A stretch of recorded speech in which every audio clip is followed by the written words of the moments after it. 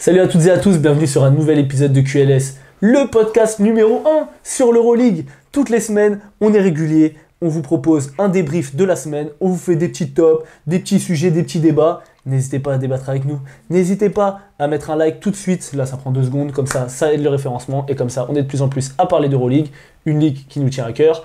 Et voilà, commentez si jamais vous avez un avis, est-ce que vous pensez que Brad peut jouer en Euroleague avec sa coupe de cheveux, voilà, n'hésitez pas à nous le dire. Aujourd'hui, encore un gros sommaire. Bon, comme d'hab, les clubs français. Donc il y a une semaine simple, mais on a pas mal de choses à dire.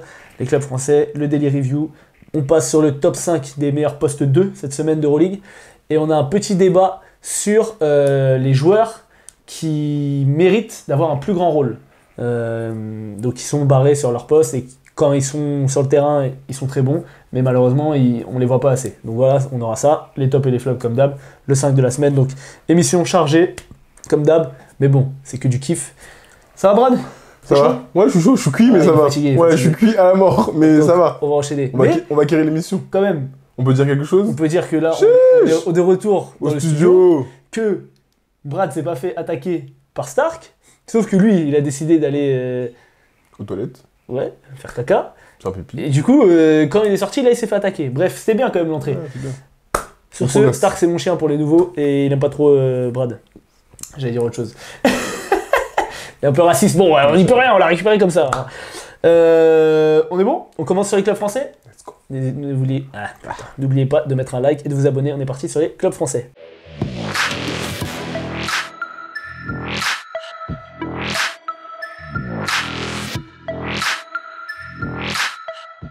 Et on commence tout de suite par une belle affiche. Oui. Partizan de Belgrade contre le Paris Basketball. Une belle affiche entre deux équipes avec des dynamiques un peu différentes. Partizan qui est sur une dynamique exceptionnelle. Hein, sur les... ils étaient à 2-8. Là, ils sont à 12-11, c'est ça? C'est ça. Donc, si je fais le calcul, 2-8, ils étaient à 10 matchs. 12-11, ça fait 23 matchs. Donc, sur les 13 derniers matchs, ils sont plutôt pas mal. Ils sont à 10-1. Si je calcule bien. Non, Tu calcules 10-3. mal. Ouais, bref, sur les 13 derniers matchs, ils sont à 10-3. Voilà. Ils sont à 10-3. Paris qui s'était sorti de sa mauvaise passe en gagnant les 2 derniers matchs. Donc là, c'était vraiment un bel affrontement. Alors, moi déjà, première action du match, il y a faute sur Kevarius Hayes. Faute imaginaire. Le poteau, il est tout droit. Il se fait rentrer dedans par Kuprevica. Allez, tiens, de lancer. Bon, on ne parlera pas des arbitres. Hein. Tu les as pas mis dans tes flops. Non, je les ai pas mis, parce que ça y est. Voilà, encore une fois, un gros début de match de la part de Paris. Franchement, ils commencent souvent fort les matchs, notamment contre l'Étoile Rouge la semaine dernière aussi. Et parce qu'ils ont beaucoup d'adresses aussi. Ils ont beaucoup d'adresses, Sur le mais début de aussi TJ Shorts est rayonnant. Il trouve Kevarius Hayes sur des rolls, il arrive à jouer du jeu rapide, il a avoir du drive. On l'a déjà dit, mais les Gortat screen des intérieurs. Mais bon, c'est pas que de Paris, hein. Franchement, c'est un truc qui s'est démocratisé maintenant. Les intérieurs, c'est un vrai plus de savoir faire des bons Gortat screen. Pour ceux qui ne savent pas, les Gortat screen, en fait, c'est l'intérieur qui, au lieu de bloquer le joueur du porteur de balle, va bloquer son propre joueur et va bloquer l'aide en fait. Donc un mec comme TJ Shorts, que personne ne tient en vitesse, une fois qu'il est passé, en fait, il n'y a pas d'aide et ça leur permet d'avoir. Ils font pareil avec Nadir Efi et Emma Odolo, et toutes les équipes font ça maintenant. Pour la petite anecdote, je tiens à préciser que j'ai croisé Marcin Gortat en Croatie l'année dernière. Il est grand. Ouais. Et il était avec un mannequin, je pense que c'était sa femme, et elle avait l'air très jeune. Et du coup, j'étais heureux pour eux, tout simplement. D'accord. Ça partait en mode bizarre un peu. Ah non, vraiment pas. Non, bah t'as dit elle est très jeune en mode. Non, jeune, mais. Martin Gortat, c'est un. Non, elle devait avoir. Il est fan de Roman Polanski, genre. Non, pas du tout. Pas dans ce sens-là, elle devait avoir 25 ou 28 ans, mais genre, c'était mignon en fait. Ouais, c'est mignon. C'était vraiment mignon. The Polish Hammer. Polish Hammer. Tu sais ce que ça veut dire? Oui, ouais, mais. On va préciser, merci. On revient sur Paris, c'est mieux. Donc voilà, j'ai aimé aussi l'intelligence un peu de jeu de TJ Shorts où il y a Lundberg qui prend vite de fautes et ils cherchent toujours à exploiter justement ce mismatch. Ils savent que il va pas trop pouvoir défendre dans le premier quart-temps. Sauf que de l'autre côté, t'as encore un joueur, et c'est ça la grande force du Partizan, c'est qu'en fait tout le monde peut sortir un match de fou. Et là, c'est Isaac Bonga qui sort son premier vrai gros match. Tu vois, bon, on parlera à la fin sur la globalité du match, mais au final, il fait une énorme première mi-temps et en deuxième mi-temps, Il est plus calme. ouais, il est beaucoup plus calme. Je te laisse la suite. Non, mais Qu'est-ce que tu as pensé de ce Je match? suis d'accord avec tout ce que tu as dit. Après, moi, j'étais un peu inquiet dès le début du match parce que, tu vois, comme tu l'as dit, Paris fait toujours des bonnes entames, mais là, je les ai trouvés tout de suite bons, mais avec beaucoup d'adresse. Ils ont eu vraiment beaucoup d'adresse. Ils tirent à 12 sur 15 dans le premier quart-temps. Donc, je me dis, ok, normalement, quand tu as autant d'adresse, qu'il y a un vrai écart, il n'y avait que plus 8. Il n'y avait que plus 8, 34-26. Et du coup, c'est là où je me suis dit, le moment où l'adresse va un peu retomber, et on sait que l'adresse est fluctuante, donc ça finit par retomber. Bah, surtout Paris en ce moment. Et surtout Paris en ce moment. Donc j'étais un peu inquiet là-dessus, et ça n'a pas manqué. Parce que sur la continuité du match, il y a eu plutôt un mano à mano, même jusqu'à la fin du troisième. Et après, même jusqu'à la fin du match, j'ai envie de dire, je ne sais pas pourquoi je m'arrête à la fin du troisième, jusqu'à la fin du match. Mais finalement, tu vois, Paris, ils ont pas réussi à maintenir ce feu offensif qu'ils avaient pu avoir sur la première mi-temps et notamment sur le premier quart-temps. Comme tu l'as dit, ils se sont fait attraper par Isaac Bonga, notamment sur la première mi-temps, mais en deuxième mi-temps, ils ont cette profondeur. Parce qu'après, c'est Brandon Davis qui fait une super rentrée, tu te fais éclater par Brandon Davis, puis après, t'as Eric Jones qui est jamais dans les mauvais coups. En fait, à l'intérieur, ils se sont encore une fois, ils se sont fait épingler.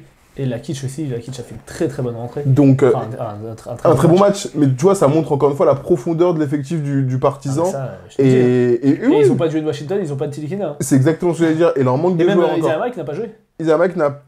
Non, Isaiah Mike il joue pas sur ce match. Isaiah Mike... Non, il n'a pas joué, c'est vrai, t'as raison, il a pas joué, donc tu vois, encore une fois, ça montre cette profondeur. T'as 6 joueurs à plus de 10 points. Bah ouais, donc ils se sont vraiment fait attraper là-dessus, et j'ai trouvé que Paris n'avait pas été bon sur la fin du match, à l'image de la dernière action. Dernière action du match, Nadir qui a la balle dans les mains, qui va s'enfermer dans le corner à 0 degré, et qui essaie de faire une longue passe à l'opposé, sauf qu'il y a une interception, et du coup ça clôture les espoirs. Je crois que c'est Sterling Brown ou Brandon Davis qui intercepte, et derrière qui va mettre 2 points. Donc... voilà, c'était une perte de balle en plus, c'était un pari un peu sans solution. Je maintiens, je l'ai beaucoup dit et on les a beaucoup joués cette année. Dès lors où, comment ça s'appelle, TJ Short est tout seul à la création, le jeu de pari est trop prévisible. Ouais, alors en plus, quand t'as pas d'adresse, il tire à 9,27 sur le match, 33%, là où le Partizan tire à 14,27. Donc en fait, ils prennent le même nombre de tirs à 3 points, et le Partizan met 5 de plus, donc ça fait déjà 15 points de plus. Donc tu vois. Et moi, je trouve, en fait, il y a des actions qui ont été tournants dans le match. Il y a une action, par exemple, quand le match est serré, je crois que c'est dans le troisième quart-temps, il y a un rebond offensif où il y a 3 joueurs de Paris qui se marchent un peu dessus, ils tombent, ça revient dans les mains de... Il fait le Murray, non ? Ouais, il m'a plus les 2 paniers avec la planche à 3 points de Pokusevski. Ouais, et en fait, ça fait 8 points, ils perdent de 6, tu vois. Ou bon, les tirs à 3 points avec la planche, on va dire, c'est de la chance. Et quand la balle te retombe dans les mains, etc. Donc, ils font pas un mauvais match. Le Partizan, c'est pas bon à prendre en ce moment.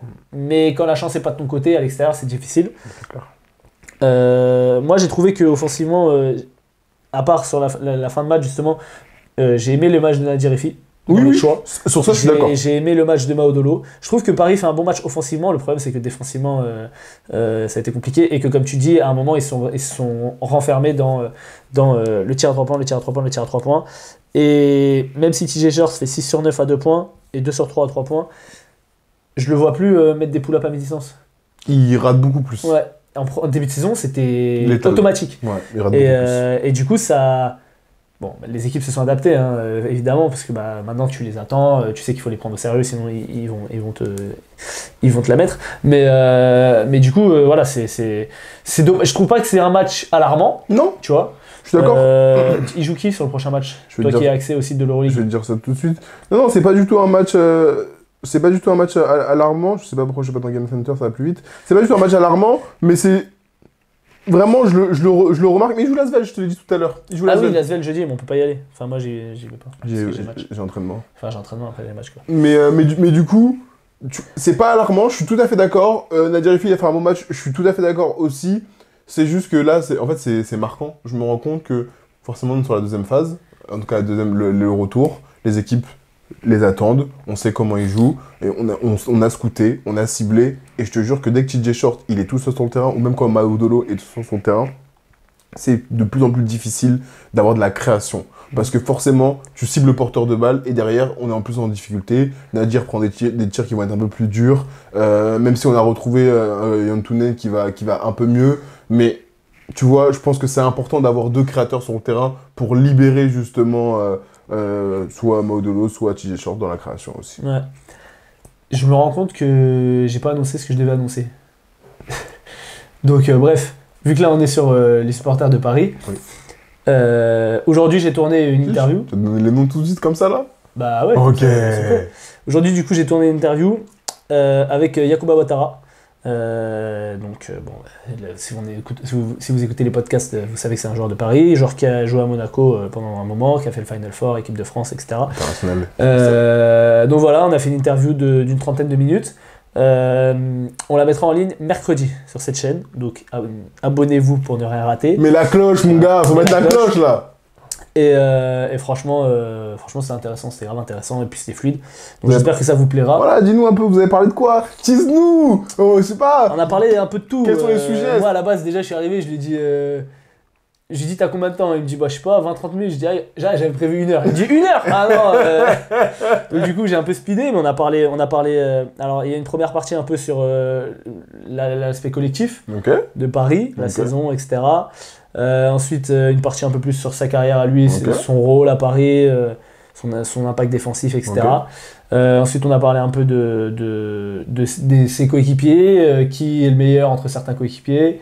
Qui est le meilleur entre Nadir Effi, TJ Short et Mike James? Non, il n'y avait pas Nadir Effi dans le truc, mais j'ai posé la question, qui est le meilleur entre TJ Short et Mike James? Ok. Donc, là, ça va être intéressant, on va voir. Voilà, la réponse est très intéressante. Et donc voilà, après on a parlé un peu de l'équipe de France, un peu de la NBA aussi, parce que voilà, c'est vrai qu'il a joué en NBA, Yacouba Ouattara, on a tendance à l'oublier, j'avoue, je ne savais pas. Donc, qui t'a dit? Voilà. Mais tu sais que jusqu'à ce que je re-regarde aujourd'hui, je croyais qu'il avait joué que en G-League un match. Et en fait, non, parce qu'en fait, sur le Wikipédia, ils ont fait de la merde. Ils ont dit, il joue qu'un seul match en G-League, et après, il dit, mais ils finissent quand même la saison en G-League. Je dis, mais attends, c'est bizarre. Et du coup, je regarde, et en fait, non, il a fait un match en NBA. Il a mis 2 points. Bref, donc rendez-vous mercredi, ce sera à 19h sur cette chaîne YouTube. Abonnez-vous, et faites péter les vues, hein, franchement. L'interview, elle va être trop bien. Et j'ai croisé un autre joueur de Paris à la fin. Je lui ai demandé si je pouvais faire une interview. Il m'a dit « Sure, why not, but not today ». Voilà, c'est juste pour donner un indice.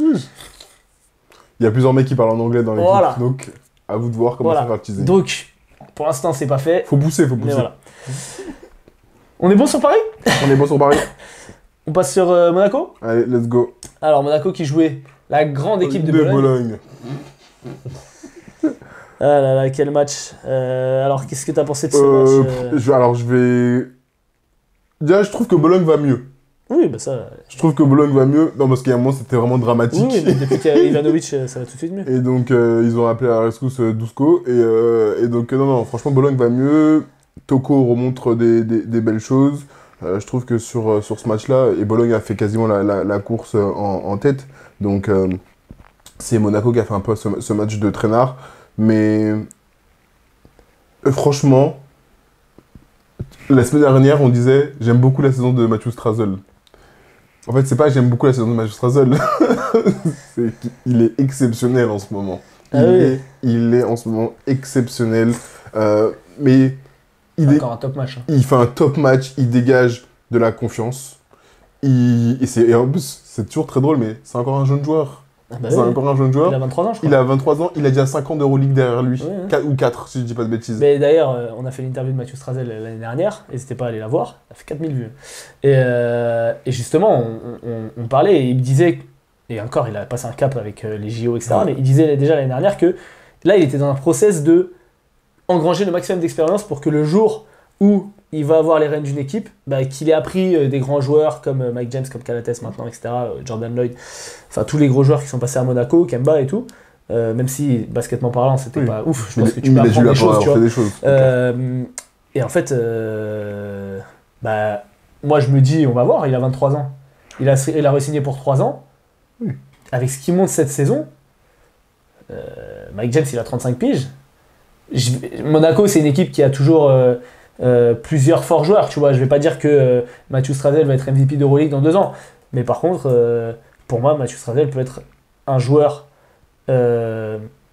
qui joue 20 minutes, 25 minutes, dans une équipe qui essaye d'aller au Final Four. Et c'est ce qu'il fait déjà cette saison en fait. Non mais oui, je suis dis dans d'accord. 2 ans, mais c'est ce qu'il fait déjà cette saison. Je suis d'accord. À un moment, il me régale. On n'est pas surpris de ça parce qu'on l'avait déjà vu faire des bonnes performances, on l'avait déjà vu être régulier, mais souvent ce qui manquait c'était le temps de jeu. Quand Kemba était arrivé, on a dit mais il y a déjà Mathieu, si c'est pour lui prendre des minutes, ça sert à rien, on était un peu frustrés. Sur la Betclic, j'en parle pas parce qu'il fait que la détruire. Donc il y a pas longtemps, il a posé un double-double, je crois que c'est il y a 2 semaines de mémoire. Sachant que là en plus il n'y avait pas Jordan Lloyd et il n'y avait pas Eli Okobo. Exactement. Donc il a joué 32 minutes. Donc il a joué, il nous a régalé comme d'habitude et il y a un moment il fait ce run, il est dans les bons coups quand Pour moi, c'est lui qui relance Monaco. Ouais, sur le terrain dans le 3e quand il y a justement il y a un 5 qui est mis, donc il y a Corneli, Begara, Moteyunas, Strazel et j'oublie le 5e et il permet vraiment. Diallo. C'est Alpha Diallo qui était là? Ouais. Un 5 défensif, mais aussi qui a eu un apport offensif parce qu'il y a des points qui sont tombés et donc ça les amène à -6 et jusque-là j'étais en train d'insulter Mike James. Non, j'étais en train de l'insulter, très honnêtement, j'étais en train de l'insulter parce que c'est la version qui m'énerve, c'est la version qui nous énerve, il fait une faute stupide à un moment. L'anti-sportive là L'anti-sportive, elle est débile, franchement, ça n'a aucun sens, tu te fais ouvrir, il y a plus 21 pour Bologne, je dis, ah, vas-y, à quoi il joue? Bon, 3e quart, voilà, il y a cette petite relance, ils sont à -6, et on arrive dans le 4e quart-temps, et on voit que c'est là où c'est un talent supérieur. C'est un talent supérieur parce que... il met des gros tirs. Hein. Il a un passage où il met des gros tirs, il relance Monaco, Strazel qui est toujours excellent à côté, on a un vrai match. De l'autre côté, t'as l'ancêtre Bellinelli qui répond. qui répond. Donc je me dis, ok, si je dois compter sur Bellinelli pour que Bologne gagne le match, vraiment ça va pas le faire. Mais finalement, on a eu un bon match, on a eu un vrai carton, et dans ce carton-là, il est de tout ce qu'on aime, avec la réussite qu'il a pu avoir aussi. Mais ouais, je suis d'accord avec toi, il fait un dernier carton exceptionnel. Il commence en mettant 2 tirs à 3 points pour ramener Monaco à égalité. Mais bon, on sait, Mike James, c'est le comportement. Dans l'interview avec Yakuba, on en parle aussi. Mais tu vois, moi, ce que j'ai aimé aussi, c'est le coaching de Spanoulis. Il a dit, ok, Calates, Alpha Diallo, il l'a mis au placard. Hein, il est revenu que tard dans le truc. Vous défendez pas au 2e carton déjà, parce qu'il y avait un écart. Ok, j'envoie Bégarin, j'envoie Corneli, j'envoie truc. Alors que c'est des joueurs qui jouent dans le cas de Corneli jamais, et Bégarin qui a des miettes d'habitude. Et bah, tu vois, Bégarin, un peu frustre en attaque, mais défensivement, alors il y a des moments où il se trouve, mais dans l'impact, bah voilà, il va faire un style. Bon, il a 2 lancers sur une faute un peu généreuse, mais voilà, dans l'impact, il a relancé. Corneli fait un excellent passage, il met 5 points. Non, Thomas là. Et ouais, non, franchement, donc très bien, tu vois. Et Tarpey qui commençait dans le 5, lui par contre, elle n'a pas trop été remis. Donc vraiment, comment dire, j'ai juste été déçu, mais je sais que c'est compliqué, surtout quand t'as pas Okobo ni Lloyd, que Mike James ait un peu cette immunité parce qu'il était clairement aussi responsable dans la déroute de son équipe en première mi-temps et qu'il a eu un peu ce truc de bon, toi tu restes, par contre tous les autres, vous êtes remplaçables quoi. Bon écoute, au final ils s'en sortent avec la victoire. Il gagne, c'est ça, c'est qu'au final il gagne, donc je suis d'accord. Et ça tombe bien ce que tu dis, on la retrouvera peut-être non, je vais pas le mettre dans les flops, dans les tops, je vais en parler maintenant, mais je suis d'accord sur bousculer ses rotations. Et ça, c'est quelque chose dont on n'avait pas l'habitude avec Sasha Obradovic, qui voyait que ça partait en dérive et maintenait son 5 quoi qu'il arrive. Ce qu'on pouvait lui reprocher, c'est de pas assez s'appuyer sur la profondeur de l'effectif, là où Spanoulis me le montre qu'il peut le faire. Mais tu vois, c'est là que je me dis, franchement, tu peux être un excellent coach, et je regrette un peu d'avoir dit ce que j'ai dit sur Sasha Obradovic, parce que en fait, je me rends compte que tu peux être un excellent coach, mais que si ton message ne passe plus, en fait, tu peux rien faire. C'est ça. Tu vois. Et je pense que Sasha Obradovic, son message ne passait plus. C'est ça. Tu vois, Luka Banki, ce qu'il a fait de Bologne l'année dernière, là, cette année, c'était catastrophique. T'as plein d'exemples comme ça, tu vois. Je sais plus. Tous Matteo. Non, ça marche pas. Non, mais Trinkieri, par exemple, aussi, qui a fait une très bonne fin de saison l'année dernière, qui fait un très gros début de saison avec Kaunas. Là, c'est un peu plus compliqué. Tu vois, donc c'est difficile. Et en fait, là, Spanoulis, il a déjà eu des moments un peu difficiles en termes de coaching, parce que bah, y a des fortes têtes, quoi. Mais franchement, il se sent bien. De Monaco, il y a 14-9, non pas seul 3ème, à égalité avec le Pana. Et Paris qui a 13-9 avec un match en retard contre le Fener. On parlera du Fener un peu plus tard, je pense. Autre chose à dire sur Monaco ? Non, on est bon. Ok, très bien. On enchaîne sur l'Asvel, Oui. le meilleur club d'Euroleague. Redouane, c'est pour toi. On va sucer l'Asvel. Et si t'es pas content, vous avez qu'à gagner des matchs, frère. Pourquoi? Qu'est-ce qu'il a dit? Il m'a dit, ouais, c'est lourd, je sais pas quoi. Mais juste arrêtez de sucer l'Asvel. Non mais attends, déjà, on parle de toutes les équipes et on parle des clubs Tu français. connais, lui, c'est le Voilà. capot du COP Paris. Et t'inquiète, on est là, on crie, quand tu nous engueules, on saute et tout, mais quand même. Les mains. Les mains, mais l'Asvel, il joue au basket. Et à l'heure actuelle, cette semaine, je m'en mets à coup pas tout de suite, parce que la semaine dernière, j'ai dit, c'est bon, Barça-Asvel, bon, allez, les défaites de l'Asvel, Barça, ils vont prendre. Mon gars, tu négliges, hein. Ah, mais franchement, je ne pensais pas du tout que l'Asvel joue bien cette saison, on l'a dit. Franchement, vu la dynamique du Barça, c'est vrai qu'on s'attendait pas forcément. Exactement, ils sont toujours dans les matchs, l'Asvel sont toujours dans les matchs, mais je m'attendais pas à ce qu'ils prennent ce match-là. Bah, l'Asvel a gagné le match, donc déjà bravo et mea culpa pour ça. Et alors, je vais mettre de côté Théo Malédon, parce que je reviendrai dessus un peu. Toi qui as accès au site de l'Euroleague, il fait combien d'évals? Parce que moi, j'ai pas les évals. 29. Du coup. Ok, et Nando De Colo? Il doit faire 22, je vais te dire ça tout de suite. Parce que bon, les deux là, ils ont régalé. Hein. Mais apparemment, Franchement, les deux, il y a la magie dans l'équipe. c'est. Alors, Théo fait 29 d'éval, et Nando, il fait 18. Ouais, et donc attends, les stats, c'est Théo Malédon, il fait donc 18 points, 9 passes. C'est ça. C'est un. Non, c'est pas un season high. Non. Il fait 2-7 à 3 points, 2-6. Et 2-6 Il n'a pas à 2. des en pourcentage, il fait 8 sur 8 au lancer. Oui. Donc ça veut dire que les balles auraient pu être encore plus hautes. Il fait 2 interceptions, 4 rebonds. Donc correct. Et du coup, tac, Nando il fait. 12 et 6. Ouais, donc en fait à eux deux, ils font 15 passes. 30 et 15. Ouais, 15 passes, tu vois, sur la totalité de l'équipe, ils en font combien 22. Donc 15 sur 22, franchement, ils ont régalé. Nando De Colo, il a servi Tariq Black un nombre de fois incalculable. Théo Malédon, il a servi Nick Sacco sur un nombre de fois incalculable. C'était. Alors la défense du. En fait, au bout d'un moment, j'ai remis une action parce que je me dis, mais attends, les mecs sont toujours tout seuls dans la raquette, qu'est-ce qui se passe? Et en fait, l'Asvel faisait très bien. Ce qu'il faisait très bien, c'est qu'à l'opposé, le mec était censé venir aider. Il le faisait remonter sur un écran, donc, et souvent le mec à l'opposé c'était un shooter, Nando De Colo ou Melvin Aginsa, enfin un mec qui était capable de shooter à 3 points. Du coup, l'aide à l'opposé était obligé de remonter sur la sortie d'écran, et du coup il n'y avait pas d'aide. Donc c'est pour ça que les mecs avaient toujours une seconde, et après les passes sont excellentes aussi.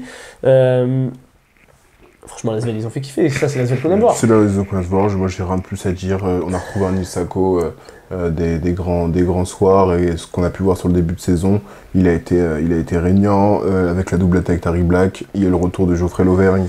Il a reçu son chèque apparemment. On dirait il a joué 10 minutes, mais il a été assez rentable sur ces 10 minutes. 6 points 4 parce qu'il rebonds. met 6 points 4 rebonds exactement. De passe. Donc il a été plus que rentable. Mais non, franchement, j'aime voir cet Asvel là. Quand ils jouent comme ça et que ça se concrétise par une victoire, parce que souvent c'est ce qu'on dit, on dit ils jouent bien, ils sont dans les matchs, ils sont plutôt dans une bonne dynamique, mais des fois ils perdent à la fin, souvent, et là ils ont gagné parce que aussi Paris Lee il a mis un gros tir à la fin, il est loin. Je me demande, cette pièce même, s'il n'y avait pas un mec qui disait non mais Paris Lee, tu veux pas quand même que ce soit lui qui prenne les gros tirs, il n'est pas capable de tirer, il peut tirer mais c'est pas un shooter. Même pas. C'est le deuxième cette année qui met, mais il a mis le flotteur main gauche là contre. Non mais c'est pas le deuxième tir à 3 points qu'il met par contre. Mais c'est pas Oui, tu dis le deuxième, le premier c'était un game winner au buzzer. Là c'est un tir important mais c'est pas, il y a du temps après encore. Ouais, il reste pas beaucoup hein. Bon il doit rester au moins 50 secondes. Oui mais celui il reste pas beaucoup, mais il met un game winner au Real, voilà, là il met ce gros tir pour prendre une grosse possession, je crois, et ça fait passer l'Asvel, je sais pas, à 97 ou à 98. Donc, ouais, ils ont plus de 2 possessions d'avance avec ce tir. Exactement. Je crois que c'est en plus 4 et passe à plus 7. Donc non, franchement, ça fait plaisir pour l'Asvel, et maintenant je vais sur Théo Malédon. Il y avait un débat, je sais plus où est-ce que j'entendais ça, c'est l'année prochaine, où est-ce qu'il va? Apparemment, c'est quasi acté qu'il irait à Madrid. Pourquoi faire? Comment ça, pourquoi faire? Bah, tu vois, j'en parlais avec Philippe justement, on parlait de TJ Short. Ouais. S'il part, dans quel projet il va aller, tu vois? Aujourd'hui, c'est 2 mecs qui ont des clés de leur équipe respective. Tu vas au Real, les deux c'est des meneurs. Tu vas jouer à côté de Campazzo. Quel est l'intérêt? Tu vas, que ce soit pour TJ Short ou pour Malédon, tu pourras pas être aussi ball dominant, tu n'auras pas autant la balle dans les mains, et on adore les 2 joueurs, ils sont pas plus forts. En tout cas, ils n'ont pas montré sur la durée qu'ils étaient plus forts que Campazzo. Je veux pas dire qu'ils sont pas plus forts, tu vois, parce que sur la saison, tu peux dire que TJ Shorts fait une meilleure saison que Campazzo, et Maledon aussi. Mais pour l'instant, je les mets pas devant Campazzo, tu vois. Par contre, il y a un autre club. En Espagne. En Espagne, Moi qui me plaît beaucoup. où ils ont pas vraiment de meneur, à part Satoransky et Juan Nunez, mais Juan Nunez est promis à la NBA. La Provitola est blessé, mais c'est un 2. Ah, je suis d'accord. Hein. Tu mets un vrai meneur, un vrai général, comme Maledon ou comme TJ Shorts, Ah, je suis d'accord. avec Punter à côté, Ah, ou la Provitola à côté, je suis d'accord. Poto, Ah, moi, tu ne peux pas aider sur les pics. Ah, moi, c'est ma préférence. Hein. Et dans ce cas-là, si le Barça est un peu malin, il se penche sur ces cas-là, parce que le Real, pour moi, c'est... Après, je sais pas, la France et le Real, il y a toujours un truc de... KB9, Ouais, mais même du respect sur Benzema, quand même. Mais... Non, mais je mets Non, du mais- respect, mais je voulais dire Kylian Mbappé aussi. Il y a une filiation, j'ai l'impression, depuis Zidane. Mais je pense qu'au-delà de l'affiliation, le Real, c'est si ce n'est le plus grand club d'Europe. Tu vois. Et je pense que et combien de Français, j'écoute des interviews, que ce soit de Fabien Causer, de Gershon, de Vincent, ils sont tous passés par là et ils te disent, le Real, c'est limite, c'est la NBA de l'Euroleague. Une institution, l'infrastructure, tout ce qu'il y a en termes d'infrastructure que tu ne retrouves pas dans d'autres clubs, la façon dont tu es traité, etc., c'est ce qui se rapproche le plus de l'NBA. Et même côté foot, ils le disent, le fait que tu as des passations entre les footballeurs et les basketteurs, parce qu'ils sont quasiment au même endroit, donc ils se voient assez régulièrement. On les voit, hein, souvent ils viennent au match. Ils viennent au match, c'est vrai, t'as totalement raison. Donc tu vois, je pense qu'il y a aussi ce côté, t'es au Real, et tu sais que tu vas toujours jouer le haut du haut du haut du haut avec Sauf cette année, quoi. Cette année avec la gloire. Parce qu'il y a tous Matteo et l'année prochaine ça ira mieux. Tu me diras, ils sont 6ème. Hein. C'est vrai, c'est pas faux. On n'est pas à l'abri de. Mais donc voilà, je pense qu'il y a ça qui joue, mais je suis d'accord. Hein. Un Théo Maledon, un TJ Short au Barça. Franchement. Voilà, tu vois. Moi, Je pense que c'est la grosse équipe. Si je suis un meneur fort dans une équipe un peu plus basse où je peux prendre de l'oseille, je vais là-bas, quoi. Le projet va me convenir le plus. C'est ça. Qui est-ce qu'ils vont aller chercher? Thomas Hurtel, sûrement. On verra bien. Mais en tout cas, voilà, grosse victoire de l'Asvel. Grosse victoire de l'Asvel. Pour une fois, je vais le dire quand même, j'ai aimé le match de Kevin Punter. Alors, je vais pas dire qu'il a pris des tirs plus faciles parce qu'il a quand même pris des tirs extrêmement difficiles. Oui. Mais bon, quand il les met, tu peux rien dire. C'est ça, Et ouais. là... Il a mis dedans. Il a juste fait un sur 6 à 3 points, mais sinon à 2 points, il a et puis raté. il en met un qui fait mal. Hein. Ouais. Enfin, qui fait mal. Bon, ils perdent le match à la fin, tu vois, mais il fait quoi sinon? Il fait 6 sur 7. 7 sur 7 à 2 et 1 sur 6 à 3. Ouais, voilà, et il a mis des tirs durs, tu vois. Donc voilà, j'ai bien aimé le match de Kevin Punter. J'ai bien aimé le match, comme d'hab, de Chimène Zemetou. On parlera de Dario Brizola sûrement plus tard. Et voilà, le Barça qui se fait attraper. Oui. Franchement, je les ai trouvés dominés dans la raquette. Alors, j'ai pas les stats au rebond. Attends, je vais te donner les stats au rebond. Rebond, tac, tac, tac. 26 pour Barça contre 30. Non, pour Lasvel. 30 à 26. Lasvel Ah à oui, 30. Lasvel à 30. Ok, d'accord. Ouais, putain, il y a 194, il y a eu de l'adresse, il n'y a pas eu beaucoup de rebonds, quoi. Donc voilà, pour Lasvel. Bravo à Lasvel. Lasvel qui se replace du coup. Alors, ils sont 14e, donc ils sont un peu descendus au classement. 11-12. Ouais, mais ils sont à 11-12, ils sont à un match du play-in. Ouais. Qui est à 12-11. Partisan. Tu t'avais dit qu'il ne serait pas au play-in. Mais attends, c'est pas fini. C'est pas fini, mais bon. Vu comment ils sont partis, c'est quand même une performance exceptionnelle. J'ai dit qu'ils sont pas au play-in, t'es sûr? Ouais, j'ai dit qu'ils ne feraient pas le play-in. T'as dit le Partizan ne fera pas le play-in. Attends, ça faut regarder. Dans ton power ranking. Ah, dans mon power ranking? Oui. Ah ouais, je crois que je les ai mis 11ème, non? Oui. À la place du con. Non, t'as mis Kaunas, je crois, à la place du con. Ou le Bayern, je sais pas. D'accord, ok. Faut Bref, que tu je les as mis regarde. plus bas. Ok. Voilà pour les clubs français. Très bien. On enchaîne tout de suite sur le Daily Review.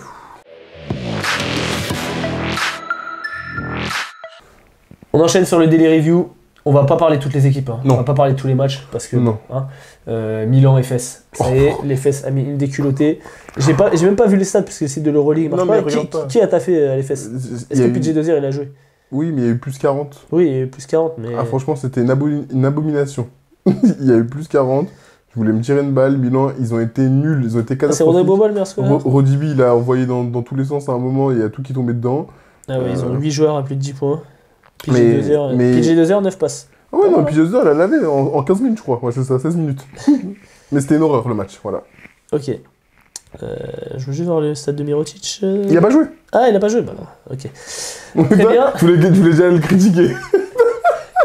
gros, je suis pas comme ça, mec. J'avais critiqué. Il a pas joué, c'est bon, on passe à autre chose. Ok, très bien. On parlera pas de Maccabi Étoile Rouge? Alors, c'était moins une horreur, mais beau match de Tamir Blatt qui a remis dedans, enfin. C'est vrai? Ah, je te jure. Alhamdoulilah. Vraiment, vraiment, il a remis dedans, ça faisait plaisir. Voilà. Très bien. Est-ce qu'il y a un autre match dont on parlera pas? Euh... Non, je crois que c'est tout. Hein. Berlin-Bayern. Ah oui, Berlin-Bayern, c'est sûr qu'on va pas en parler. Voilà, Bayern a tapé Berlin a explosé quand même Monsieur plus dans le Kovacic, il match. fait 8 passes. Oui.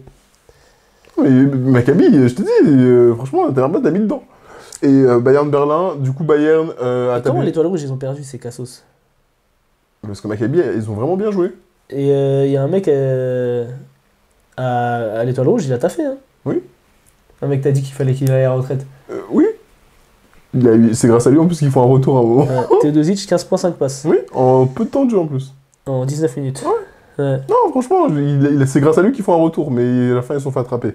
Bref, on a dit qu'on n'en parlait pas. Ok. Merci. Non, mais je veux juste voir. Bayern-Berlin, je veux juste dire que Carson Edwards a été trop fort et qu'il a encore lavé. Voilà. Il met combien? 35, 34 Ah ouais, ça fait plaisir. Non. Ça fait plaisir. Ok, du coup, on peut passer sur les matchs sérieux? Oui. Ok. Tu veux commencer sur lequel? Envoie Olympiakos Fener. Ok. Olympiakos Fener. Le premier contre le deuxième. Qui allait gagner ce duel de titans? Putain, je pourrais être... Après, j'ai pas les stats, là. On dirait que c'était un duel de titane. Bah, non.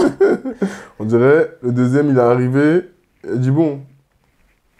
En fait, ce qui s'est passé, c'est que, tu vois, parce que moi j'ai les stats, tu vois, parce que je suis un mec qui carry l'émission, donc non, blague à part, ce qui s'est passé, je me dis bon, ok, l'Olympiakos, là il commence bien le match, je vois Sacha Vezenkov, il est tout de suite dans sa rencontre, comme d'habitude, j'ai envie de te dire, Evan Fournier qui le suit, pareil, tout de suite dans sa rencontre, et il met des points, donc bon, après, au début, il a eu un peu du mal sur l'adresse, mais après, il met des points. Je me dis, ok, ça, c'est un Olympiakos bien concentré, bien comme il faut. Evan Fournier aussi, il commence fort. Oui, c'est ça ce que je viens de dire. Non, t'as dit Vezenkov. Vezenkov, après, celui d'Evan Fournier. Okay. Donc, je me dis, parfait, etc. Là, on est bien. Ils ont pu gagner un carton derrière. Le Fener prend tous les autres cartons derrière. Le dernier, je crois qu'il y a égalité, ouais, c'est ça, le dernier, il y a 18-18, mais il y avait déjà l'écart qui a été fait. Le Fener a roulé derrière sur l'Olympiakos et ils ont littéralement tous roulé les uns après les autres et ils ont eu une adresse exceptionnelle. Ça a commencé par Tarik Biberovic. On sait à quel point je l'aime, ce joueur. Il a eu un super passage. À un moment, il est à 15 points, je crois, où j'ai plus les stats en tête, donc j'ai regardé après. Donc après, il finit à 11 points. Il finit à 11 points, pardon. Mais il met 9 points. Il fait 9 points et après il fait, et il fait 5 rebonds, 6 passes. C'est ça, voilà. Il est à 9 et 5 dans le deuxième quart. On dit ok, Tarik Biberovic déroule. Zagars rentre, il met dedans. Mon gars. Donc on se dit... Mais du respect sur Arthur Zagars. Je mets pas de respect parce qu'il est nul. Ah, d'accord. Non mais il faut dire la vérité, cette saison il est pas bon. Depuis qu'il est revenu de sa dernière blessure, il est bon. Il joue pas assez quoi. Bah les 4 derniers matchs, il est bon, c'est le meilleur titulaire, frère. Ok. Toi, t'es trop un haters d'Arthur Zagars. Mais bref, voilà. Parce qu'il a lavé la France. Et bien comme il fallait en plus. Derrière donc, Zagars rentre, il met dedans. T'es pas français, de toute façon. Guduric, je suis français. Guduric, il met dedans aussi. Et c'est le MVP du match. Depuis 4 matchs, il est exceptionnel. 4-5 matchs, là, il est exceptionnel. Il est bon, c'est un bon petit joueur. Depuis que Wade Baldwin est blessé, etc., aux côtés de Nigel S. Davis, franchement, il fait un vrai travail. Je crois que sur les 4-5 derniers matchs, il doit être à 17 points ou quelque chose comme ça. Je vais te dire ça tout de suite, mon Merci, petit pote. mon petit pote. Il est exceptionnel. Franchement, il est très très fort.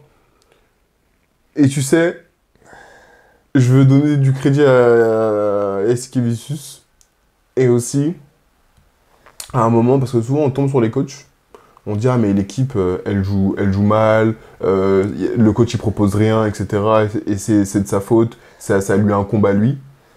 Tu sais, Eskevicius à un moment, je sais pas, t'as peut-être pas dû faire attention, il dit une phrase et je me le suis noté, il crie à ses joueurs, s'il vous plaît, jouez au basketball.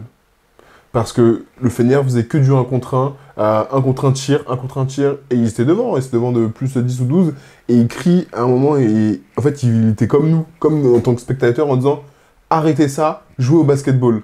Et c'est là où je me suis rendu compte que parfois, et tu le disais tout à l'heure, tu passes un message, sauf que les gens ne veulent pas faire ça. Et ils font l'inverse de ce que tu demandes. Et souvent on a critiqué Eskevicius pour dire hey, « Là le jeu avec le Badoun et autres, c'est une catastrophe ». Et je me suis rendu compte que parfois, lui aussi, peut-être, il subissait ça. Et je pense que Wade Baldwin, bon, on va pas tirer un trait définitif sur ça, mais là, moi, je vois un line-up avec Guduric, avec Biberovic et avec Nigel S. Davis, qui sont dans l'attraper jouer. ils attrapent, soit ils tirent, soit ils drive, ça vient fermer, ça kick. Combien de fois on a vu passe, extra passe, nanana, ça donne des tirs grands ouverts pour des Nicolo Melli, des Nigel Davis qui mettent dedans. Et c'est pour ça qu'ils ont de l'adresse, parce qu'ils ont pris des bien meilleurs tirs. Là où quand t'as Wade Baldwin, ah bah il dribble pendant 20 secondes. C'est ça. En attendant des remontées, des shooters.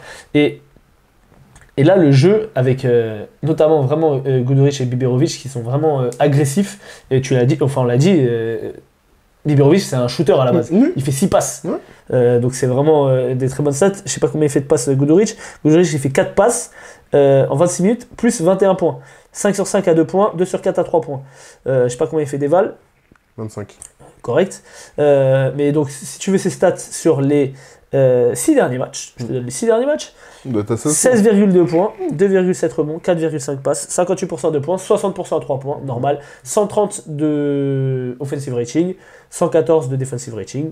Voilà, monstrueux. Ça met le Fener, c'est pour toi. Ça va être, on t'a dit, le Fener c'est toujours sérieux. Et je peux regarder Tarik Biberovic aussi. Quand tu regardes ouais. McCollum, le frère de CJ. Et lui aussi, il est dans ce truc d'attraper-jouer. Attraper-jouer, super recrue, il a de l'adresse tout de suite, il a pas peur. Tu vois, là, il termine à 12 points, 2 sur 4 à 2 points, 1 sur 3 à 3 points. Il fait 11 déval. J'ai aimé son match, il est plutôt efficace, il est plutôt agressif, il fait 2 passes décisives en plus de ça. Et aussi, pour finir, Sertac Stanley, encore une fois, qui fait un match plutôt complet. 11 points, une passe, il prend des rebonds. Donc voilà, franchement, ils ont montré cette profondeur que eux peuvent avoir aussi. Tu vois, Bonzi Colson passe à côté de son match parce que, en tout cas, notamment de sa saison. Offensivement, mais parce que je pense qu'il est pas, il est un peu comme Wade Baldwin, c'est pas une équipe qui est faite pour lui. Quand t'as Nigel Davis, bah t'as besoin de Bonzi Colson. La réalité, elle est là, tout simplement. Viens à Paris, mec. Viens à Paris, va à Monaco, va où tu veux, mais pas là, parce que t'as Nigel Davis. Et il te montre qu'il est plus fort que toi, qu'il est sur le poste et qu'il est plus fort que toi. Bah voilà, au bout d'un moment, c'est comme ça. Donc voilà. Ouais. Bah écoute, côté Olympiakos, moi j'en veux un peu à Barzokas.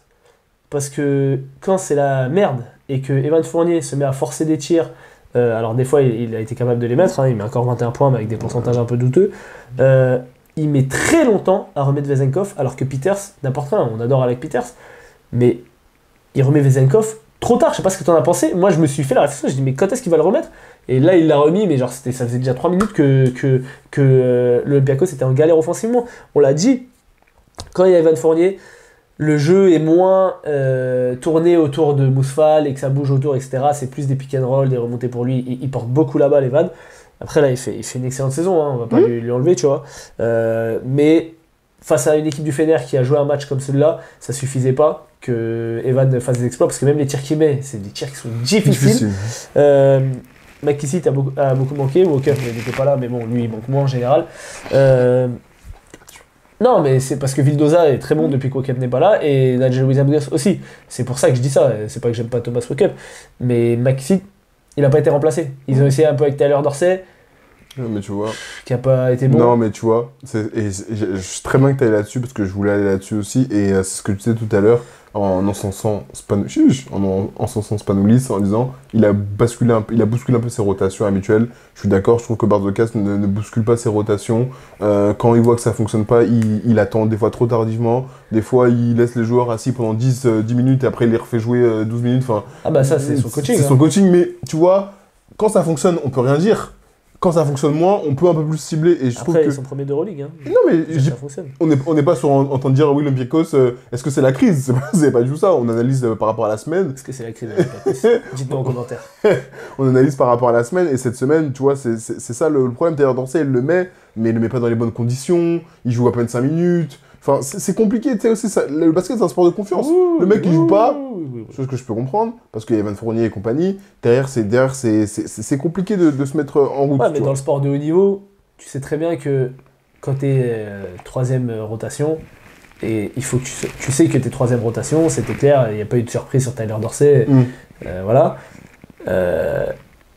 Il faut que tu sois prêt dans le sport de haut niveau. Tu vois, on n'est pas en R2, ah ok, je sais que je vais jouer mes 20 minutes, etc. Là, il faut que tu sois prêt. Quand tu joues, tu vois, on va en parler après sur des joueurs qui méritent mieux. Mais Tyler Dorsey, aujourd'hui, il a eu 5 minutes. Si sur les 5 minutes, il avait apporté quelque chose de vraiment positif, je pense qu'il aurait rejoué un petit peu, tu vois. Mais là, il a pas été bon. Donc, tu vois, McKissick, sur le début de saison, il était pas trop dans les plans. Quand il a été sur le terrain, il a été bon et il a été obligé de le mettre. Là, Williams Goss, la saison dernière, que ce soit en playoff ou même là, en l'absence de Thomas Walkup, il montre que tu peux compter sur lui. Donc crois-moi que dans les fins de match, quand il y a des mecs qui vont passer en dessous sur tous les écrans, c'est pas Thomas Walkup qui va finir les matchs, ou alors il va jouer poste 2. Il y aura toujours Williams Goss sur le terrain. Voilà pour ce match. Bravo au Fener, qui montre un bien meilleur visage ces derniers temps. Bravo à Samet, bravo à Drills. On enchaîne sur le match du Pana, Allez, qui joue Kaunas. Kaunas. Enfin, Kaunas, ils sont venus, mais ils avaient un avion assez tôt, Oui. et du coup ils sont repartis à la mi-temps. Ah oui, c'est tout. Mais tu sais, il y a une stat. Ils ont le meilleur plus-minus sur la première mi-temps d'Euroleague. C'est-à-dire que sur tous les matchs de toute l'Euroleague, c'est eux qui ont le plus grand écart. Et ils ont le pire en deuxième mi-temps. C'est pas ils sont genre 13e et tout. Ils ont le pire. Ça veut dire, mais c'est pas la première fois, hein. Ils font souvent des premières mi-temps avec de l'adresse et trucs. Et on l'a dit plein de fois, notamment je crois que c'était contre le Real et tout. Ouais, non, c'est pas le Real. Bref, ça va pas tenir comme ça. Ils sont que à plus 8 en mettant des tirs de fou furieux et tout. Et souvent, en deuxième mi-temps, c'est la catastrophe. Ils se font. C'est la même chose, hein. J'ai juste une stat pour toi. 28-3. Kendrick Nunn. C'est le run qui se sont mangés. Ah ouais, c'est son mangé, c'est abusé. 28-3. Ils se mangent à 18-0, je crois. C'est ça. Ouais. 28-3. Mais ils sont à 70 points. Ils mettent combien de points dans le dernier quart? Je vais te dire ça tout de suite. 9 points, non? Ah, je suis pas sur le bon match, pardon. Je vais te dire ça Ils sont à tout de suite. 70 et ils finissent à combien? Ouais, j'étais bon, 76. mec. Donc ils mettent 6 points dans le dernier quart. Voilà. 6 points. 29-6. Hardcore. 29-6 dans le quatrième quart-temps. Et à un moment, il y avait 28-3. Donc, je vais même pas épiloguer plus que ça. Ça m'a rappelé les très mauvais souvenirs d'un Olympiakos Monaco, troisième quart-temps, qui s'était mangé un 22-0 en playoff. Dont on a parlé. Dont on a pendant parlé. l'interview. Voilà. Donc et c'était dramatique. Mais c'est une catastrophe. Je suis d'accord. Première mi-temps de Kaunas, elle est excellente, elle est très bonne, de l'adresse, ça tourne. Pana, ils ont pas de solution, ils ont pas d'adresse. Ils sont plutôt en galère. Servidis qui s'amuse. Et derrière, ils se sont fait déboîter. Et le Pana s'est mis en route. Et ils sont chiants parce que des fois, je dis purée, ils jouent comme des sénateurs. Mais quand ils cliquent sur on, ils cliquent vraiment sur on. C'est l'équipe de Mike James, quoi. C'est ça. Quand ils cliquent sur on, ils cliquent vraiment. Et tout d'un coup, Kostas Loukas sort de sa boîte et finit avec quand même 16 points. La bagatelle de 20 d'éval plus 33 de plus-minus. Donc ça va. Puis derrière, t'as Monsieur Kendrick Nunn, je sais pas si vous connaissez, qui dit moi je vais me mettre à continuer à jouer au basket, et du coup il met tout dedans. Mais le MVP de ce match, c'est pas Juancho cette semaine, parce que je l'aime beaucoup, mais ce sera Wendell Gabriel, parce que le travail qu'il a fait, je sais pas, il a mis combien de N1 dans ce match, mais ce qu'il a apporté, l'énergie qu'il a apporté, il pose juste un 15 et 8, hein. 15 et 8, voilà, en 33 minutes. Mais défensivement, ce qu'il a apporté, parce qu'il a aussi mis 3 contre, exactement, il a 28 d'éval, plus 22 de plus-minus. Juancho est mon deuxième MVP, parce que aussi derrière, et à un moment j'ai dû noter Juancho, je t'aime, oui, je l'ai bien noté, parce que il me régale, il fait tout ce qu'il y a à faire à côté, il est capable de scorer, il se met le cul par terre, il fait le travail de l'ombre en même temps, quand il y a de la lumière. Autant la saison dernière, des fois il avait des tirs ouverts, et Ergin Ataman, il voulait le brûler, parce qu'il disait mais il met rien, là il devient presque létal, et en plus de ça, t'es obligé d'aider sur Kendrick Nunn, donc du coup t'as des tirs encore plus simples, donc non franchement... Non, moi, MVP, c'est Kendrick Nunn, hein. Ah bah moi. Parce que bon, il met quand même. C'est lui qui met le premier tir à 3 points du Pana, parce que le Pana est en grande galère sur la race extérieure. C'est lui qui met un tir à 3 points au buzzer du troisième quart-temps pour revenir à moins 10 et relancer le momentum de son équipe. Et puis après, à la fin, il tue le match. Tu vois. Kostas Loukas aussi met des énormes tirs. C'est ça. Je suis d'accord qu'il faut mettre en valeur le travail de Wendell Gabriel et de Juancho Hernán Gomez, mais je ne les mets pas MVP du match pour moi. Moi, je vais les mettre pour cette semaine, parce que Kendrick Nunn, ça y est, on le voit toutes les semaines. Merci. Écoute, Lonnie Walker qui fait encore un bon match statistiquement, mais encore une défaite, quoi. Il y a encore une disparition en deuxième mi-temps. Sylvain, qui est dans des pourcentages assez dramatiques, il a 1-9 au tir. Alors il fait 7 passes, mais dont une que j'ai mis en story là.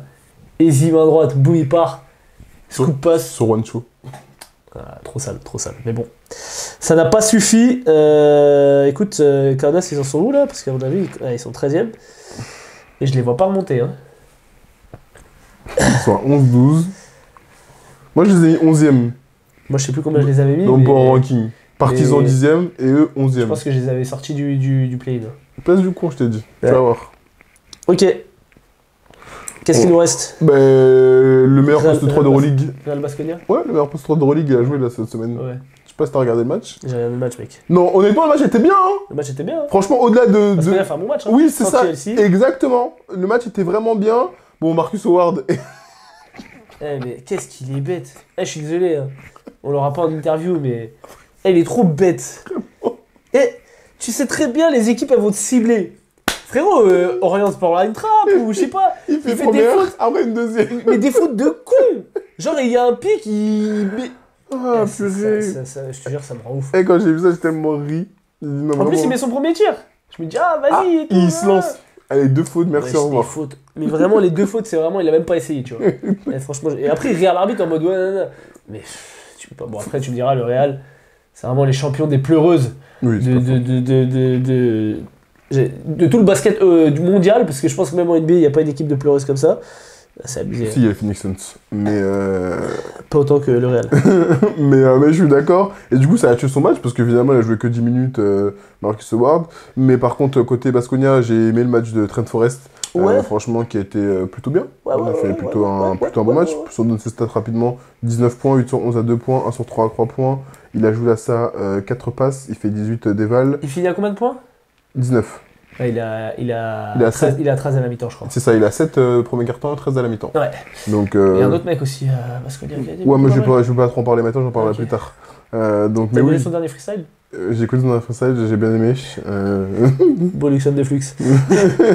mais non, mais c'est vrai que, par exemple, Kavopoulos fait un bon match aussi. Plutôt très bon match. Qui est pas mal. Shima Moneke, bon, bah, du Shima, hein, comme d'habitude, sur ce qu'on on a l'habitude de le connaître. Moins adroit à 3 points, mais par contre, sur du rebond offensif, il est toujours là. En plus, il est athlétique, il prend encore 6 rebonds offensifs. C'est un poste 3 qui est pas non plus très très grand, mais qui a des vraies qualités athlétiques. C'est le meilleur joueur de cette équipe. Qui Shima Moneke. Tu vois, mais qui, Cette année, c'est le meilleur joueur de l'équipe pour toi? pour moi, c'est le meilleur joueur de l'équipe. Ouais. Tu vas mettre qui? Bah, justement, moi, je voulais dire, Pablo Lasso, t'as un mec là, quand même, depuis que tu l'as signé, il est tout le temps bon. Non, mais Samanic, il a été très très bon, on peut en parler. Ouais, il joue combien de temps? Je sais pas, un quart d'heure. Il joue 15 minutes. Ouais. C'est normal qu'il joue 15 minutes, ce mec-là? Petite parenthèse, le poster qu'il a mis sur Tavares. Oh là là là là là là là là. Il y a un petit duel, parce que les deux sont croates. Mais il a bien avec Avec Mario. Zonia. Ça s'est envoyé, bon après Ouais. Zonia allait dire, poteau, oublie pas c'est qui le go-to-guy de l'équipe. Mais il l'a Mais gros, rentré là. Ça m'a dit, frère, C'est 15 ça. minutes, c'est pas assez. Et j'ai aimé à la fin, quand même, qu'il l'a mis avec Shima Moneke. Shima sur un poste 3 et Samanic sur un... Non, Shima était 4 Inverse. et Samanic était 5. Il a joué sur un poste 5. Mais il fait 10-4 en 15 minutes, 3 sur 6 à 2 points, 0-3 à 3 points. C'est pas assez pour moi, il doit jouer plus. Franchement, c'est un joueur qui a du talent plein les mains, qui est capable de poster, capable de tirer, capable d'écarter le jeu, il a un bon handle. Aujourd'hui, à Baskonia, il n'y a rien, quoi. Ah oui. Tu le jouer. Mais tu vas me dire que c'est Samanic le meilleur joueur de l'équipe. Bah, pour moi, c'est le meilleur joueur de l'équipe. Non, mais toi peut-être pas aussi. statistiquement. Toi aussi, arrête. Mais ose, sérieux. Le mec vient d'arriver. Bah, il vient d'arriver avec ce qu'il montre. Moi, tu donnes le temps de jeu de Samanic. Tu donnes le temps Mais de c'est jeu pas la de question. Moneke à Samanic. Oui, d'accord. Mais si ma mère était Tu gagnes des matchs, si déjà. ma grand-mère était mon père, voilà, enfin, au bout d'un moment. Après, je sais pas, ça c'est. Non, mais c'est pas la question. Là, le meilleur joueur de l'équipe, c'est Shima Moneke. Samanic peut prétendre peut-être, mais là, aujourd'hui, le meilleur joueur de l'équipe, c'est Shima Moneke. Écoute, dites-nous en commentaire qui est le meilleur joueur de Baskonia. Voilà. Ce n'est pas TLC, malheureusement. Malheureusement. Bon, si on va côté Real, ils font que pleurer, ça bouge pas. Mais par contre, je trouve que... en fait, je trouve que c'est poussif. Ah bah là, c'était ultra poussif. Hein. C'est poussif. Là, Alors, ils peuvent dire merci à Mario Zonia. c'est poussif. À chaque fois, ils sont ric-rac. En fait, ils font un run, puis après, ils se mangent un run. Tu vois, Fakou termine avec 29 dévals. Ouais, 22 points s'y passent. 22 points s'y passent. Mais je l'ai pas trouvé mauvais. Parce que ça Après, il serait... commence très fort au scoring. Hein. Oui, il commence très fort. Mais toi, j'étais là, je suis en train de me dire, mais... J'étais pas plus Mais emballé que surtout ça. surtout qu'il fait 22 points s'il passe, mais il ne défend pas une cacahuète. Oui, Il a laissé Trent Forrest ça s'amuse. lui faire l'amour sur la première mi-temps, alors Son qu'on sait que c'est un préliminaire. top défenseur. Et là, il l'a vraiment laissé. Mais t'as vu, ils étaient. Ils défendaient Rajon Rondo, quoi. C'est ça. C'était. Après, il cherche la balle comme ça. Bref, donc voilà, j'étais un peu frustré par rapport à ça. Bon, mais le Real va s'en sortir. Voilà. Grâce à Mario Sonia, Grâce à Mario Zonia. qui met 2 tirs à 3 points. J'ai mis un premier tir sur une sortie, je crois, justement de Fakou. Il met un tir à 3 points pour revenir à 87-88. Donc il était à 84-88. Il met un tir, une filoche. En plus, il est tellement détendu. Au moment où la balle part, c'est dedans. Pourtant, il est tellement Oui, détendu. c'est sûr. Et après, derrière, il met un 2 lancers pour Basconia. Ils font 0-2. 0-2. Rebond Lancé offensif encore. de Samanic. Ouais. 2 sur 2. Non, je sais pas, 1 sur 1 2. sur 2. Ils font 1-4 dans les 20 Du coup, ils sont à plus 2. Et il y a une action un peu bourbier. Ils ont failli perdre la balle. Ouais. Et Shima est presque en train de la récupérer, sauf qu'il la récupère pas. Il n'y a pas sur Ezonia. Shima sort. Ezonia fait une feinte. Il se décale. croisé. J'ai dit, alors là, quand il a tiré, je dis c'est ton tir ça. C'est vraiment J'ai son dit tir. devant mon ordi, je dis c'est C'est ton son- tir. c'est son ça. tir. J'ai dit, non. Filoche. Il a eu le même dans le match, il a fait un vol de l'espace, mais là je le sentais. Filoche. Après, je connais un peu le basket. Mais... Merci, au revoir. c'est très dur pour moi. Bravo Ezonia. C'est très Et franchement, ça fait du bien au Real parce que bah, du coup, on l'a dit, le Real est à 13-10, 6ème. Bon, alors le Bayern est à 13-10 aussi, mais Monaco est à 14-9. Quoi. Donc voilà, Ça attention, va être serré. Real, ça va être très très chaud. Voilà. Ok, on a fini pour le Daily Review. Bien sûr. On va passer tout de suite sur le top 5 des meilleurs joueurs au poste 2 d'Euroleague.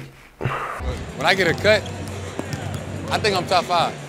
Alors mon petit pote, c'est quoi ton top 5 poste 2 d'Euroleague? Alors, T'as des mentions. Oui, j'ai 2 mentions. Moi j'ai 4 mentions. En fait, j'ai des joueurs après, mais là, j'ai pas envie de tous les citer, mais vas-y. On peut en citer. Dans les postes 2, j'ai Nadjiri Fille en mention. Ouais, aussi, Voilà. ça me va. Logique. J'ai Azaya Cordigny en mention. Non, je l'ai pas quand même. Quoi? Je l'ai pas. Ah, mais je l'ai en mention pour ça. Poste 2, c'est chargé mon gars. C'est chargé. Mais c'est mention, tu vois. Ouais, mais... Voilà. Ok. Tu vois, après, il y a des joueurs que j'aime bien. Tu vois, j'ai du Makisic qui fait une bonne saison. Voilà. Ok. C'est ça, en mention. Ok. J'ai du... Je vais pas me spoil. C'est du Jordan Lloyd, voilà. Non mais ça c'était mention du coup. Oui, c'est des mentions, tu Alors, vois. je te dis les mentions moi, que j'ai. Jordan Lloyd, Nadir Rifi, Tazan Moussa, Ouais. Lonnie Walker. Ouais, je suis d'accord. Ok. suis Bon d'accord. bah ça, possiblement on va avoir le même 5 Je alors. suis d'accord avec ça. Aucun problème. Très bien, alors qui est ton numéro 5? Kevin Punter. On est d'accord, Kevin Punter. Intrinsèquement pourrait Oui. être plus haut, mais il a eu un passage C'est ça. vraiment difficile ces dernières semaines, même si le Barça va mieux. Donc je ne me voyais pas le mettre au-dessus, sachant que le poste 2 c'est plus chargé que le C'est poste chargé, 3 quoi. ouais. Je pense que c'est pas le poste le plus chargé parce que à la main ça va être très très sérieux Bah, aussi. Peut-être que on va voir ce que t'as mis, parce que peut-être que j'ai des postes 1 sur le poste 2. Parce que c'est des combos, donc ils sont Moi, il chiants. y a un mec sur lequel je me suis posé la question et je l'ai mis poste 2. D'accord, vas-y. Donc Punter, ouais, je suis d'accord. Ok. Numéro 5, Très pour bien. moi aussi. Numéro 4, J'ai Elio Kobo. j'ai Carson Edwards.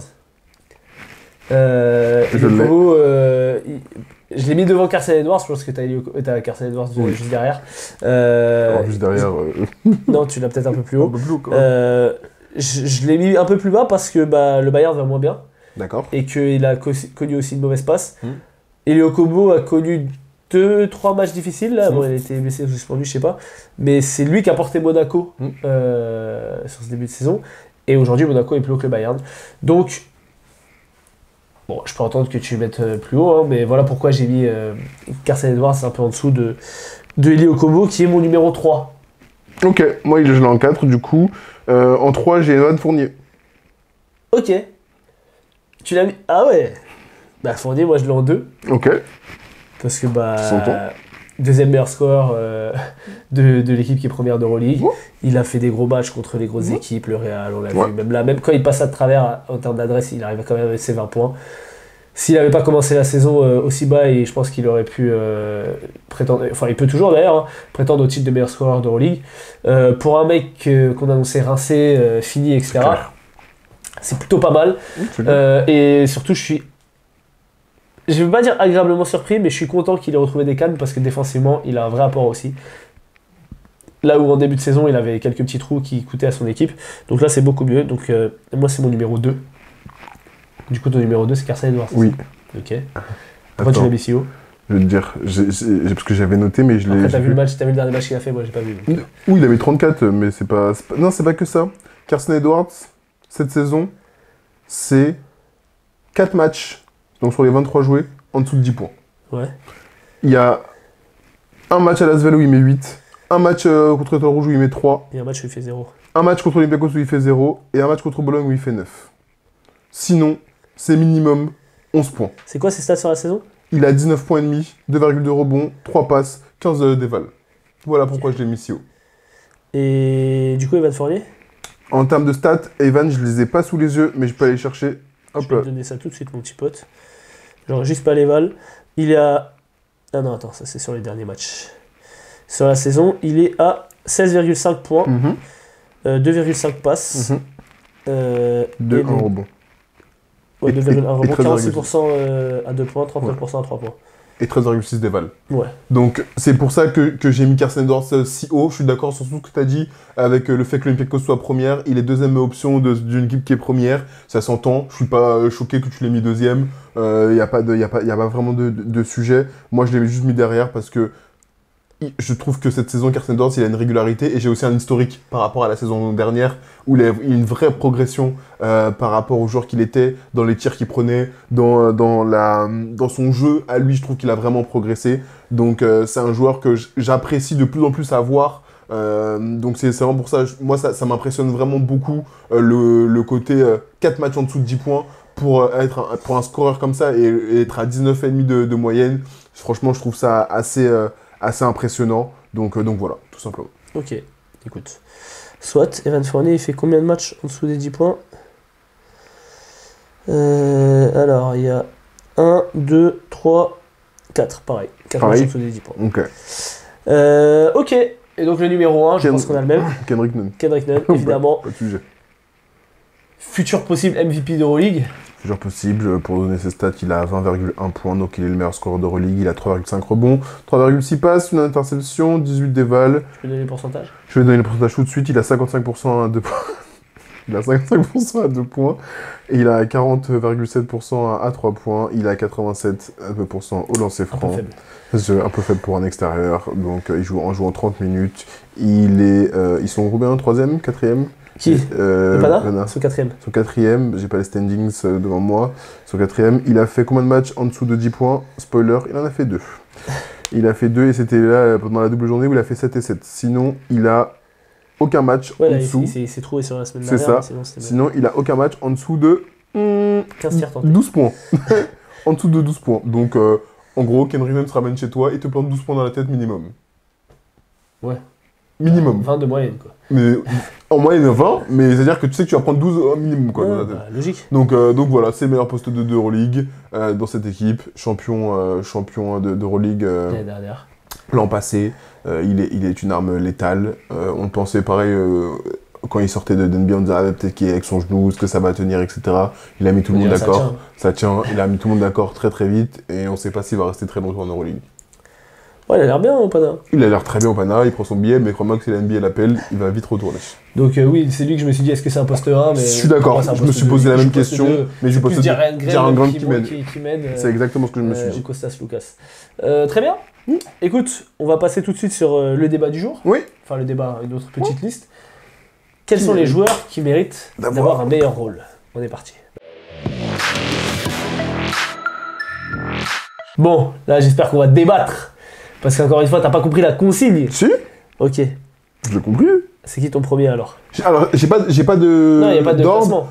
Il y en a un qui est évident, on en a parlé beaucoup ces dernières semaines, Dario Brizuela, tu vois, au Barça. Je suis d'accord, on l'a vu jouer aussi en vrai. Et il fait encore un très bon match cette semaine. Et il fait encore un très bon match cette semaine. C'est un joueur qui, pour moi, mérite d'avoir plus de temps de jeu. Pas forcément une meilleure équipe, parce que le Barça est une équipe assez challengeante, et en plus de ça, qui vise le haut. Mais après, Brizuela, à la fin de l'année, il veut partir, je dis n'importe quoi, à Bologne, à Berlin, ou à Kaunas.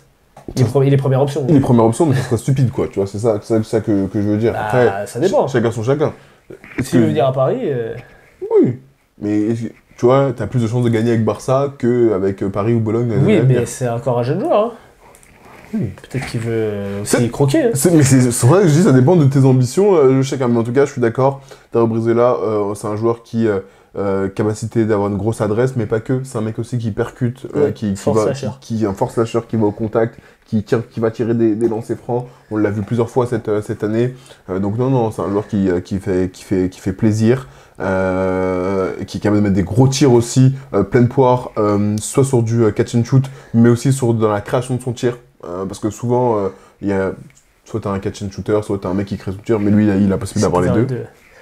Donc, là, sur les 5 derniers matchs, ou 4 derniers matchs, il a 13 points, 2,4 passes, 69% de points, 59% à 3 points, 150 d'offensive rating. Donc il est vraiment on fire. Voilà. Et il a aussi plus de minutes, quoi. Ouais. C'est vrai qu'il joue pas beaucoup en début de saison. Donc franchement, voilà, moi c'est un joueur que j'ai mis. T'as qui toi? T'as un autre? Oui, bien sûr, j'en ai d'autres. J'ai Mathieu Strazel. Bien sûr. On en a parlé un peu plus tôt. Là, il profite aussi qu'il y ait eu des blessures de Calates, etc. pour jouer. Il a montré qu'il avait le niveau. Maintenant, à voir. Il peut très bien avoir ce plus grand rôle à Monaco, si Monaco lui en donne l'opportunité. Bon, l'historique montre que lui, il essaye, mais ils veulent pas trop, quoi. Donc, on va voir. Il lui ramène toujours des nouveaux joueurs dans les pattes. Mais Mathieu Strazel, aujourd'hui, c'est pareil. Tu le mets dans une autre équipe, et en plus là il performe dans une équipe qui est top 3 d'Euroleague. Tu l'as dit, il a 5 ans d'Euroleague déjà derrière lui. C'est encore un très jeune joueur. Pour moi, s'il va ailleurs, il peut avoir les rênes d'une équipe, tu vois. C'est un mec qui mérite pour moi d'avoir un plus grand rôle, même si sur les 4-5 derniers matchs, il a déjà ce rôle que j'attends de lui, à savoir d'un lieutenant d'une équipe très très forte. Et même la confiance, tu vois, même la confiance c'est même sa 6e année d'Euroleague. Ouais, tu vois. Parce que je me posais la question tout à l'heure. C'est vraiment sa 6e année d'Euroleague et il n'a absolument que 23 ans. C'est monstrueux. 22. Il va avoir 23 au mois d'août. Donc, il a 22 ans là 22. Il va avoir 23 au mois d'août. Ouais, c'est une dinguerie. Moi, à 22 ans, je faisais quoi? Ah, je me faisais bencher par Simon. donc voilà, pour Mathieu Strazel, je suis d'accord, je l'ai mis aussi dans ma liste. Et j'aimerais bien, qu'il ait le rôle qu'il a à l'heure actuelle là. Ce rôle-là, dans une équipe prétendante comme Monaco peut l'être. Très bien. J'en ai un autre, j'ai Rodgavopoulos à Baskonia. C'est un joueur que j'aime. En fait, l'année dernière, quand il jouait, il était exclusivement shooter. Posait pas la balle au sol. C'était du catch and shoot et après il ressortait. Là, cette année, je le vois être, sur du catch and shoot, mais je le vois être sur de la percussion, je le vois être beaucoup plus dans le combat. Sur du rebond. Sur du rebond, exactement, mettre les pieds dans la raquette. Donc j'aime ça. Et le rôle qu'il a en ce moment, j'aimerais le voir avec ce rôle-là à plus grande échelle. Ça ne veut pas dire qu'il doit jouer 35 minutes et être première option. Je pense pas qu'il en ait les épaules. Mais c'est un joueur que j'ai vu progresser. Et le rôle qu'il avait l'année dernière, moi, me frustrait beaucoup. Celui qu'il a cette année me convient beaucoup plus avec pour lui. l'absence de Chelsea aussi. Et c'est ce que j'allais dire. Là, il y a des absences de Chelsea. Donc totalement, voilà. C'est un joueur que j'ai mis. C'est un 2001, donc il a 23 ans également. Il est né en juin 2001. Il aura 24 ans en juin. Ça va. Il sort d'un match à 21-11. Quand même contre le Real Madrid. Très bien. Alors j'avais pas Rodgavopoulos parce que moi je trouve que il a quand même un rôle important. Même quand il y avait Chelsea, il jouait quand même déjà pas mal cette saison par rapport à l'année dernière. Ouais. Moi j'ai Serge Ibaka. Alors c'est pas un profil jeune, mais ils ont vu la saison qu'il a fait l'année dernière au Bayern. Ils l'ont pris pourquoi là? Oui, depuis que Garouba est revenu, on voit plus Serge Ibaka ou 5 minutes pour prendre un pick and pop. Et souvent il les met. Est-ce que tu trouves que Serge Ibaka est bien utilisé au Real? Non. Bon voilà. Mais est-ce que je trouve que le Real est bien utilisé au Real? C'est ça la question. Donc tu vois bien que le Real n'est pas bien utilisé. J'ai pensé à plusieurs joueurs, comme Andrés Félix par exemple, comme Xavier Atenmey, sauf que c'est des joueurs qui n'ont rien prouvé en Euroleague. Là où Serge Ibaka, l'année dernière, il a prouvé qu'il avait le niveau, tu vois. Donc un joueur qui vient d'arriver première saison Euroleague, il n'a pas un grand rôle, je peux l'entendre. Serge Ibaka, tu le fais signer pour remplacer le départ de Poirier ou le départ de Gershon, en fonction de si tu veux le faire jouer sur le poste 4 ou 5, tu t'en sers pas. Et quand tu t'en sers, il est bon. Donc bon, je suis un peu déçu de l'usage de Serge Ibaka. Tu as regardé ses minutes? Et c'est pas sa première saison en Euroleague, il avait déjà fait une saison en 2011-2012. Oui, enfin bon, t'as compris, quoi. Avant de partir. C'est pas non, mais justement, c'est pas sa première saison. L'année dernière, il a performé déjà alors qu'il était âgé. Après, il a fait une carrière Ouais, mais en NBA. c'est ça que je veux te dire. Mais Andrés Félix et Xavier Mays, que tu pourrais dire qu'ils pourraient avoir un meilleur rôle, c'est des rookies NBA. Oui, mais rookies Euroleague, mais moi justement, Andrés Félix, c'est plus un joueur où oui, j'aimerais le voir avec un plus gros rôle, plus de temps de jeu, parce qu'il a montré des qualités athlétiques, et notamment défensivement. C'est foutu, ils ont signé Des Smith. Ben oui. Et d'ailleurs, il a bien répondu parce qu'il a fait un très bon match contre donc voilà, ou Andrés Félix, oui. Je veux pas avoir forcément un plus grand rôle à Serge Ibaka, je veux juste pas le voir au Real en fait, parce que le Real, en tout cas, je veux pas le voir avec Chus Serge Ibaka à Paris. Poste 4, 5. Oui. Contreur. Tous les jours. Ah oui. Mais ça coûte cher. Ouais, mais bon, c'est peut-être moins cher maintenant. Ouais. Puis ils ont le sponsor au tacos. Ouais, mais ça coûte cher quand même, je pense. Donc voilà, et tu sais, il est âgé dans le sens où, tu vois... Il parle français, tout ça. Un plus grand rôle pour Serge Ibaka, c'est pas vraiment un plus grand rôle, je pense que c'est l'utilisation plus qu'un plus grand rôle. Bah, je sais pas, il joue combien de temps par match? 214 minutes. Ouais, ok, par match. Je veux dire, c'est 12 minutes. Ouais, c'est pas assez. 12 minutes. Et sur les derniers matchs? Faut qu'il y ait sur Bibo Non, t'es là. Ah oui, pardon. Là, il a joué 4 minutes, 19, 6, 14, tu vois, 8. Tu vois, c'est assez irrégulier. Alors, à part le match contre Kaunas où il joue 20 minutes. Et en 20 minutes, regarde ce qu'il fait. Contre Berlin, il fait quoi en 20 minutes? Contre Berlin, il fait 15. Ouais. Là, il fait 13 contre Kaunas. Tu vois, c'est pour ça que je suis un peu frustré parce qu'à chaque fois qu'il joue, il est bon. Mais parce que tu vois, c'est pas un plus gros rôle, c'est l'utilisation. Encore une fois, c'est juste Matteo. Bah si, c'est le rôle.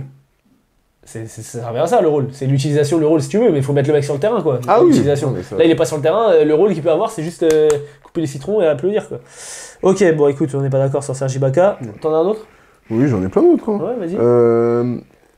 Elie Ndiaye, tu vois, au Real, Elie Ndiaye, moi, c'est un mec que je vois avec un plus gros rôle. Ouais. Au Real, si je dois cibler un mec, tout à l'heure, on parlait d'Andrés Félix, mais celui que j'ai ciblé, j'ai mis Elie Ndiaye, parce que c'est un mec vraiment... C'est vrai que j'ai pas pensé. C'est un mec vraiment, je vais le voir avec un plus grand rôle. Ouais. À chaque fois qu'il est sur le terrain, il est bon. C'est vrai. Il est bon. Il a de la Comme en finale d'Euroleague l'année dernière. Ah. Me relance pas là-dessus, s'il te plaît, je vais m'énerver. Donc, putain, tous Matteo, c'est trop grave. Il a mis 3 tirs à 3 points d'affilée. Il a plus joué. Il a plus joué. Il était dans les... Bref, passons. Il y a un mec qui a une coupe au mulet aussi, c'est pour ça. Vas-y, Gabriel Deck, là, ça y est, c'est bon. Bref, Elie Ndiaye, en plus il est blessé encore. Elie Ndiaye, moi, c'est un joueur que j'aime beaucoup et il a progressé sur son tir extérieur. Voilà, sur ce poste 3-4, a des qualités athlétiques, on l'a déjà vu, défensivement également, a progressé sur son adresse, c'est un joueur que j'aimerais avoir avec un plus grand rôle. Merci beaucoup. Je suis d'accord, ça me va. J'ai le dernier Tourou. J'y ai pensé. Parce que l'année dernière, il était en bagarre avec Tyreek Jones. Ouais. Et sur la fin de saison, il a pris le dessus. Donc je trouve que Tourou, j'aimerais bien le voir un peu dans le profil de Vincent Poirier, qui l'année dernière était bridé un peu derrière Tavares, qui est parti pour avoir un plus grand rôle à l'EFS, et là, il est clairement, même quand il n'est pas vraiment dominant, il a plus de minutes que Otoro. Mais du coup, Otoro, j'aimerais bien le voir, comme Tyreek Jones, tu vois, qui est parti et qui a un rôle de pivot titulaire, et il fait une énorme saison. Et Otoro, c'est un mec qui est un bon contreur, bonne dissuasion en défense, qui est capable de mettre des petits... On se rappelle sur le début de saison, on l'appelait Kobe, parce qu'il est capable de mettre des fadeaway, il a des bonnes mains, il met ses lancers. Donc voilà, c'est un joueur que j'aimerais bien voir dans une autre... Dans un autre rôle, quoi, un plus grand rôle. Est-ce que t'en as d'autres? Est-ce que ça te parle, Ercan Osmani? Chiche. Bien dit, hein. Mais je sais pas si c'est un I ou un E, mais c'est Ercan Osmani. Ercan Osmani. En tout cas, moi, c'est un joueur que j'aime beaucoup également, je trouve, cette saison. Il joue en moyenne 17 minutes. Mais j'aimerais plus le voir autour des 25. Même... 25, c'est les grosses stars. Hein. Mais parce que regarde 7,2 points, 57% à 2 points, 52% à 3 points, 96% en lancers francs. Mon gars, dès qu'il est sur le terrain, il est toujours efficace. Slasher, peut mettre des posters. Il en a mis un la dernière fois, on s'en rappelle. Capacité à mettre des tirs, etc. C'est un joueur que j'aimerais en tout cas voir un peu plus, avec un peu plus de temps de jeu, plus de ballons dans les mains. Et soit à l'EFS, s'il y a une équipe qui se construit, soit ailleurs. Ouais, bah écoute, pour moi c'est le poste 4 titulaire à l'EFS, alors des fois c'est Roland Smith, mais il a quand même un gros rôle. C'est pas le premier qui m'est venu en tête, quoi. Non, mais je me dis pas... parce que quand il est sur le terrain, il crève pas, il fait des très bons matchs, hein, mais il crève pas tout le temps l'écran. J'ai pas l'impression qu'il est bridé par son statut dans l'équipe. Bridé non, mais tu sais, aussi avoir un plus grand rôle, je l'entends des fois avoir plus de ballons. tu vois. C'est pas forcément être bridé, c'est... parce que oui, on joue sur Shane Larkin, on joue sur Rodibi, etc. C'est aussi, voilà, avoir plus de ballons dans les mains, et ça peut passer par là. Ouais. Ok.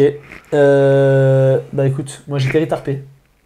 Parce que pour le coup, quand il a joué, il a montré qu'il avait le niveau pour aider des top équipes d'Euroleague. C'est pas faux. Et là, il y a le retour d'Alpha Diallo, il a un peu moins joué sur le dernier match, même si Bégarin a un peu pris des minutes. À voir comment Spanoulis va s'en servir, mais depuis qu'il est à Monaco, il est sous-utilisé. Et alors qu'il a été monstrueux en l'absence d'Alpha Diallo. Donc, pareil. Bon, j'allais dire c'est venir à Paris, mais à Paris, t'as déjà Tyson Ward qui est un peu dans ce profil-là. Mais c'est un très bon défenseur, capable de se lâcher, capable de tirer à 3 points, intelligent dans le jeu, bon passeur aussi. Donc, Terry Tarpé, j'aimerais bien le voir dans un plus grand rôle. Très bien. Il m'en reste un après. Moi aussi, c'est mon dernier. C'est T'as qui, toi? Alec Peters. Parce que on a vu ce qu'il est capable de faire quand il a un grand rôle. Et cette année, il est réduit à des miettes. Et à sa place, je serais très frustré. C'est vrai. J'ai l'ai oublié carrément. Quand j'y repense, je l'ai oublié. Et c'est vrai, on le dit à chaque fois. Hein. L'année dernière, quand ce Vezenkov était pas, il était trop fort. Et donc, c'est vrai. Moi, de mon côté, j'ai Trevion Williams. J'ai Trevion Williams parce que du coup, devant lui, il a Sorkin. Enfin, ça fait quoi? Ça fait 3-4 matchs qu'il est au Maccabi? Oui, mais tu sais, encore une fois, moi j'entends par plus grand rôle, j'entends pas forcément il doit être titulaire et jouer 30 minutes. Hein. J'entends aussi avoir plus de minutes, avoir encore plus le moyen de s'exprimer. Ça peut être au Maccabi, encore une fois, on n'est pas obligé de partir ailleurs. Ça peut être au Maccabi, mais en tout cas qu'on lui fasse un peu plus confiance. Parce que quand il a cette confiance, il a ce temps de jeu, je le trouve plutôt bon et efficace. Donc voilà, c'est quelqu'un que Il joue 13 minutes. je voulais mentionner. Voilà, s'il se rapproche de la vingtaine. Il fait 8 points, 4 rebonds, Oui. 2 passes. En 13 minutes, c'est correct. Oui. Par contre, il a un usage rate de 28%, donc quand il est sur le terrain, il a souvent la balle. Il a la balle, c'est ça. Mais j'aimerais bien qu'il joue un peu plus, quoi. Ouais, après, la raquette Du Maccabi, c'est Sorkin, sérieux, Sorkin et Horde, c'est voilà. dur d'aller reprendre des minutes. Hein. C'est ça. Donc ça sera peut-être aller ailleurs, tu vois. Mais pourquoi pas. À Paris, par exemple. C'est tout le monde à Paris, allez. Mike James à Paris, par exemple. Non, Non, c'est bon, on s'en passe. Ok, très bien, on passe sur les top et les flops. T'avais les flops. Allez, c'est parti pour les top et les flops. Du coup, les tops pour moi cette semaine, Andras Obst. Je peux regarder. Ok. Il a fait 6 sur 7 à 3 points, ou 7 sur 8, je sais plus. Bah, il a raté du coup. Il a raté malheureusement, mais il Pas fou. Hein. faut voir la qualité des tirs. Moi, il m'a un tir, il est derrière la planche. Comment ça s'appelle? Carson Edwards est à 2 doigts de perdre la balle. Il envoie une passe. Il a même pas encore posé ses appuis correctement. La balle est déjà partie. Filoche. J'ai crié. J'ai dit Andras Obst. Au bout d'un moment, il faut arrêter. Ça, c'est pas des tirs du basket. Il faut arrêter ça, monsieur. Donc, non, c'est un super top. On sait que c'est un très grand shooter. Il tire à 43% à 3 points cette saison. C'est énormissime. Quand t'es aux alentours de 40, c'est déjà. Il est à 43, voire bientôt 44. Donc non, c'est exceptionnel. Bravo, monsieur. J'ai Neil Sacco en top aussi, on l'a retrouvé comme il était sur le début de saison. La doublette, hein, Tariq Black aussi, tu peux le mettre. Exactement. Tariq Black a fait un gros match. Également, comme on l'a dit, nourri par Nando d'un côté, nourri par Théo de l'autre. Donc franchement, et grosse victoire de l'ASVEL face au Barça, on l'a répété. Donc bien sûr, je voulais le mettre dans mes tops. En flop, j'en ai 2. J'ai le Milan, vous foutez notre gueule. Vous prenez plus 40 contre les fesses, au bout d'un moment, ça y est. Voilà, tu peux perdre, mais perdre dignement. Là, c'était une catastrophe. Il manquait des joueurs, Mirotic n'a pas joué, oui, on le sait, etc. Fabulous Fab n'a pas joué, etc. D'accord. Mais au bout d'un Josh moment... Nibo non plus. Josh Nibo, mais lui, il joue jamais. Mais au bout d'un moment, faut pas se foutre de notre gueule quand même. Merci. Et autre flop, c'est l'étoile rouge. C'est l'étoile rouge, pourquoi? Parce que vous avez été perdre au Maccabi. Maccabi, on vous aime bien. Tamir Blatt, il a tiré comme si... Il a pas tiré comme ça depuis 6 mois. Il n'arrêtait pas à mettre un tir. Là, il a dit « Oh, l'étoile rouge !» Barbecue chicken. Il a envoyé dans tous les sens des tirs à 12 mètres. Des pas. La partition est jouée sans aucune fausse note. Côté Maccabi. Jérémy, il me régale quand il dit ça. Non, il me régale. Le commentateur de Olympiakos Real, là. Je sais plus c'était qui. Lui, c'est mon flop, frère. Je sais pas c'est quoi son blaze. Je sais plus c'était qui. Il commente comme ça. Yul, qui fait la passe à Campazzo. Campazzo qui tire à 3 points. C'est raté. Rebond pour Tavares. Tavares, c'est qui donne un... Wesh. Un commentateur de foot des années 80. Mais la vie, un peu, des... Voilà, je sais pas. De l'analyse, mon Suisse, ici. Bref. Mais donc voilà, j'ai l'étoile rouge en flop parce qu'ils ont abusé un peu trop. Logique. de la défaite. On peut dire les deuxièmes mi-temps de Zalgiris aussi. On peut dire la deuxième mi-temps de Kaunas qui était... Les deuxièmes mi-temps. Les deuxièmes, parce qu'ils viennent jouer qu'en première. Ouais. Ok, très bien. On passe sur le 5 de la semaine. On va terminer avec le 5 de la semaine. Très bien. C'est quoi ton 5, mon petit gars? Alors, mon C'est un 5. 5 aléatoire, gros. Ah ouais, mais on va voir le mec. Théo Malédon. Logique. Tu l'as, voilà. Il a lavé, on l'a dit. Il a 29 déval. Voilà, si t'as écouté l'émission, t'as écouté l'interview de Yacouba Ouattara qui sort mercredi, t'as écouté que Théo Malédon, il avait lavé. On en parlera à la fin de la vidéo, mec, t'inquiète. Carson Edwards, tu l'as mis? Non, je Non, j'ai pas regardé ça. il a fait 34 points, il a 30 déval. Faut bien sûr qu'il fallait qu'il soit dans le 5. Marco Guduric, tu l'as mis? Oui. Voilà, très bien. Il a lavé, encore une fois, l'Olympiakos. Il a la meilleure éval. Pas de droite gauche. En ce moment, on l'a dit, il a 16 points de moyenne sur les 5 derniers matchs. Bien efficace. Isaac Bonga, tu l'as mis? Non. Non, je l'ai mis, tu vois. Voilà. J'ai envie de le récompenser un petit peu, même sur la deuxième mi-temps, c'est un peu plus Moi, éteint. déjà, sur ce match, j'ai mis MVP Sterling Brown. Oui, tu peux, mais là, j'ai envie de le récompenser, voilà. Et j'ai Wengen Gabriel. Ok. Voilà mon 5 de la semaine. Eh bien, on n'a pas les mêmes. Ben non. Parce que moi, j'ai Mike James. Non, ça y est. Parce que, quand même, Ça y est, il fait un ça y est. match. Ouais, ça y est. Après, je Il parle fait- des matchs que j'ai vus, tu Il fait vois. un carton. Ouais, mais bon, ça suffit pour faire 24 points et 7 passes, quoi. Et 28 déval. Voilà. J'ai Théo Malédon, évidemment, on Oui. l'a dit. J'ai Marco Guduric, évidemment. Oui. J'ai Mario Zonia, parce que sans lui, le Real, il sera en train de pleurer. Oh, on a perdu Baskonia aller-retour. Voilà, merci Mario Zonia. Et j'ai évidemment Wenyen Gabriel. Non, c'est pas mal. Une petite pensée émue pour André Robertson. Oui. Qui fait, depuis qu'il est arrivé à l'Asvel, un boulot vraiment exceptionnel. Je ne l'ai pas mis dans mes tops parce que j'y ai pas pensé, mais il mériterait presque d'être dans le 5 de la semaine, parce que sur ce match, il faut que je trouve les stats en rapide sur le match, mais il fait tout. Il apporte de l'adresse, il apporte de la dissuasion, il joue poste 5 alors que c'est un 2. Défensivement, il fait de la... Sur l'homme, couper les lignes de passe, tout ça, donc vraiment exceptionnel. Les stats arrivent dans quelques instants. André Robertson, 24 minutes, 17 points, 6 rebonds, 2 passes, 5 sur 6 à 2 points, 2 sur 4 à 3 points, une interception, 2 contre. Moi, ce qui m'impressionne le Correct. plus, c'est qu'il met dedans, en fait. Ouais, C'est que alors que putain, il il mettait pas un quand tir. il était à OKC, il faisait des airballs des fois, etc. Ah, mais là, Des- le tir, il ressemble plus à un tir de shooter. Alors Exactement. que c'était vraiment... Ça montre à quel point il a dû bosser comme pas Ouais. possible. Quel bosseur. Non, franchement, belle prise. Écoute, on est bon pour aujourd'hui? On est bon pour aujourd'hui. Très bien. Merci d'avoir suivi l'émission. Je vous rappelle, rendez-vous mercredi à 19h pour l'interview exclusive de Yacouba Ouattara sur cette chaîne YouTube. N'oubliez pas de vous abonner, de mettre un petit like et on vous dit à la semaine prochaine. Banks. Bye bye.